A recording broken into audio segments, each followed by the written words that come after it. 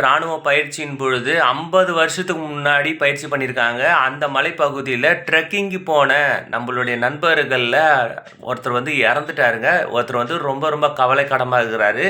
So இந்த மாதிரி 50 வருஷத்துக்கு முன்னாடி ராக்கெட் லான்ச்சர்ஸை வச்சு பயன்படுத்தி அது பயிற்சி பண்ணிக்கிட்டு இருந்த சில பேர் அதை அப்படியே விட்டுட்டு போயிட்டாங்க.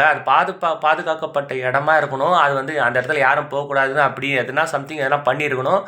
ஆனால் ட்ரெக்கிங் போனவங்கள பாதி பேர் வந்து பார்த்திங்கன்னா இந்த மாதிரியான பொருட்கள் இருக்குது அப்படின்னு சொல்லிட்டு அரசாங்கத்துக்கோ போலீஸுக்கோ தகவல்களை கொடுக்காம அவங்க பாட்டுன்னு ஊர் சுற்றிக்கிட்டு ஜாலியாக இருக்காங்க. அதில் வந்து பார்த்திங்கன்னா அவங்க என்ன பண்ணாங்கன்னு தெரியல.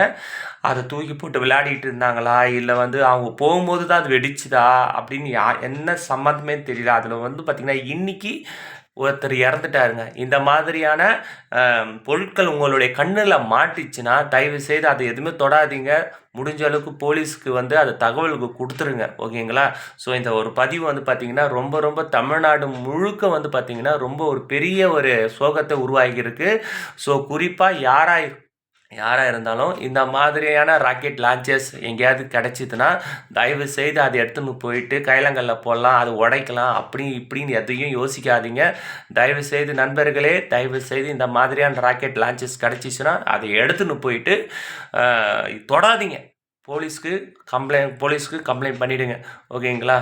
ஸோ இறந்த ஆத்துமாக்களுக்கு நம்ம வந்து அமைதி அஞ்சலி செலுத்திடலாம். ஸோ இந்த மாதிரி செயல் திரும்ப நடக்கக்கூடாது.